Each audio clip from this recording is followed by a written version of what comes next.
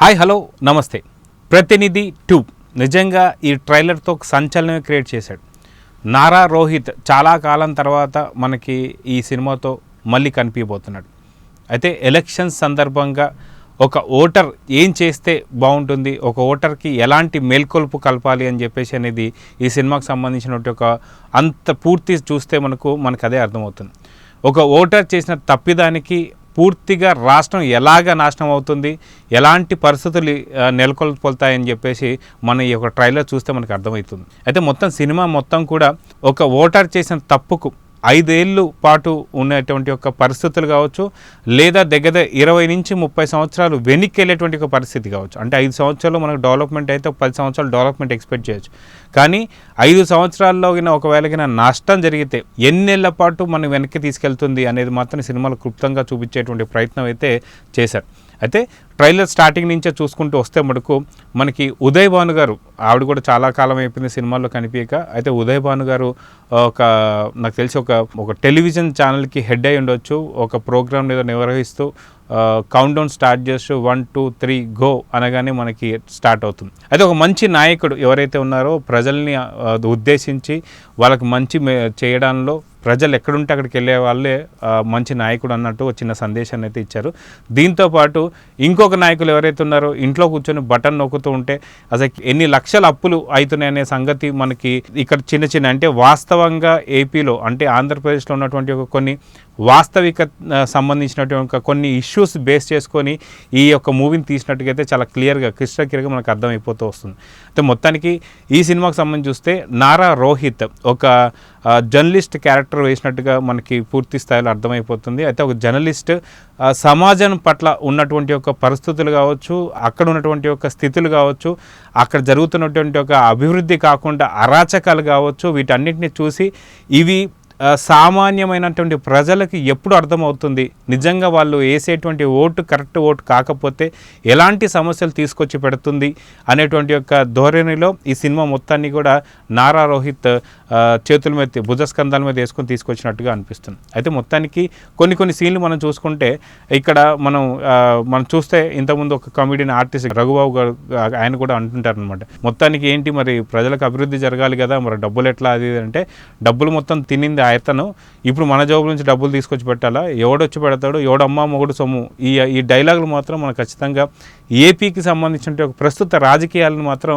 మనం ఎవరు ఎట్లాంటి క్యారెక్టర్స్ అనేది మనం చాలా క్లిస్టర్ క్లియర్గా మనం అర్థం చేసుకోవచ్చు. ఇదే సంబంధించి నారా రోహిత్ ఒక జర్నలిస్ట్గా అజయ్ ఘోష్ ఎవరైతే ఉన్నారో ఒక ఆర్టిస్ట్ని పెట్టుకొని అసలు ఇంతకీ మన రాష్ట్రానికి ఉన్న అప్పు ఎంత సార్ అని చెప్పేసి అంటే వాస్తవానికి ఇప్పుడు ఏపీకి ఉన్న అప్పు వేరు 15 లక్షల కోట్లు అని చెప్పేసి అంటున్నారు. అదేవిధంగా దాంట్లో సినిమాలోనే చాలా తక్కువగా చూపించారన్నట్టు అనిపిస్తుంది. అయితే ఇక్కడ ఎంత అప్పు అనగానే సుమారు ఒక 5 లక్షల కోట్లు అనగానే మరి ఈ అప్పు ఎలా తీస్తామంటే అసలు అభివృద్ధి ఉంటే అదెంత పని చాలా చాలా ఈజీగా చేసేయచ్చు అని చెప్పేసి అంటే మరి అభివృద్ధి కూడా ఎక్కడ కనిపించడం లేదు కదా.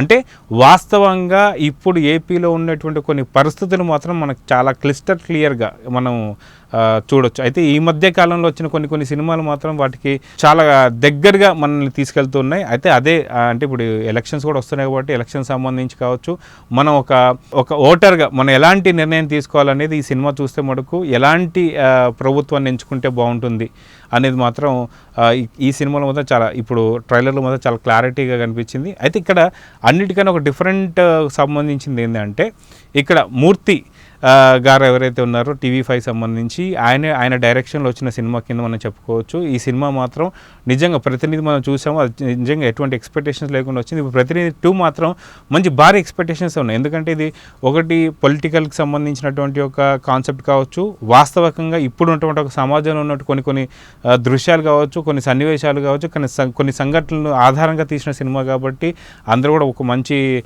తీసారు. ఈ మధ్య కాలంలో చూసుకుంటే మనం రాజధాని ఫైల్స్ కావచ్చు, అదేవిధంగా వివేకం కావచ్చు, ఇలాంటి కొన్ని సినిమాలు ఏవైతే ఉన్నాయో ఈ సినిమాలన్నీ కూడా వాస్తవానికి ఈ మధ్య ఉన్నటువంటి ఒక పొలిటికల్గా ఉన్నటువంటి ఒక పరిస్థితుల దృష్ట్యా అవన్నీ తీయడం, అవన్నీ చాలా రియాలిటీగా ఉండటంతో అన్నిటికీ ఒక మంచి పేరైతే లభిస్తుంది. కాకపోతే అవి రెండు కూడా రాజధాని ఫైల్స్ కావచ్చు, లేదంటే మనకి నిన్న మొన్న రిలీజ్ అయినటువంటి వివేకం కావచ్చు, ఈ రెండు కూడా అంత కమర్షియల్ అయినటువంటి సినిమాలు అయితే మనకి కాదు. కాకపోతే ఇప్పుడు ప్రతినిధి 2 వచ్చేసి ఒక మంచి హీరో నారా రోహిత్, ఒక మంచి హీరో, ఆయన మంచి పేరు తెచ్చుకున్నటువంటి హీరో, అతనితో పాటు ఒక అజయ్ ఘోష్, ఇట్లాంటి కొంచెంమంది రఘుబాబు గారు కావచ్చు, ఇలాంటి వాళ్ళు చాలామంది ఒక ప్యాడింగ్ ఆర్టిస్ట్తో కూడి ఒక కమర్షియల్ ఫుల్ఫిల్డ్ అయినటువంటి కమర్షియల్ సినిమా కింద మనం దాన్ని చెప్పుకోవాలి. దాంతోపాటు వాస్తవంగా ఇప్పుడున్నటువంటి ఒక ఏపీ పరిస్థితులు అన్నింటినీ జోడించి దాంట్లో సమీకరించి అసలుకి ఎలాంటి ఓటు అంటే ఒక ఓటు ఒకసారి మనం ఎంచుకున్నటువంటి ఒక తప్పుడు డెసిషన్ వల్ల ఎంత నష్టపోయాం, ఒకవేళ మంచి డెసిషన్ తీసుకుంటే ఎలా ఉండబోతుంది, ఒకవేళ లేదు ఓటర్స్ ఎవరైనా సరే సరైనటువంటి ఆలోచనలు లేకుండా మేము ఓటు ఎందుకు వేయాలి, మాకేం అవసరం, లేదంటే మాకు ఎండకు బయటికి రావలేకపోతున్నాను, లేదంటే ఇట్లాంటి కొన్ని సాకులు చెప్పేటి వాళ్ళందరికీ కూడా లాస్ట్లో నారా రోహిత్ ఒక మంచి ఏమంటారు మన మెసేజ్ అయితే ఇచ్చారు. ఎవరైతే ఓటు వేస్తానికి వెళ్ళి అంటే ఎవరైతే బాధ్యత గల ఓటర్ ఎవరైతే ఉన్నారో ఒక మంచి వ్యక్తిని ఎంచుకోవడానికి వెళ్ళకపోతే మటుకు వాళ్ళు దేశం వదిలి వెళ్ళిపోండి, లేదు ఒకవేళ అది కూడా కాదు అనుకుంటే మటుకు చచ్చిపోండి అనేటువంటి ఒక మెసేజ్ మాత్రం చాలా వైలెంట్గా వెళ్ళింది. నిజంగా ఈ యొక్క ట్రైలర్ మాత్రం ఇలాంటి సమయంలో రావడం అనేది చాలా మంచిదని చెప్పుకోవాలి.